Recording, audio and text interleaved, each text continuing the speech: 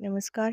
बनकर फार्मरच्या YouTube चॅनलवर तुमचं मनापासून स्वागत. आज मी तुम्हाला दाखवते आहे जिप्सीफिलाची शेती, म्हणजे ही जी सफेद रंगाची जिप्सीची फुलं आहेत.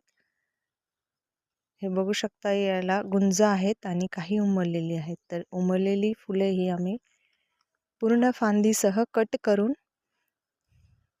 त्या साईडला नेलेली आहेत पॅकिंगला.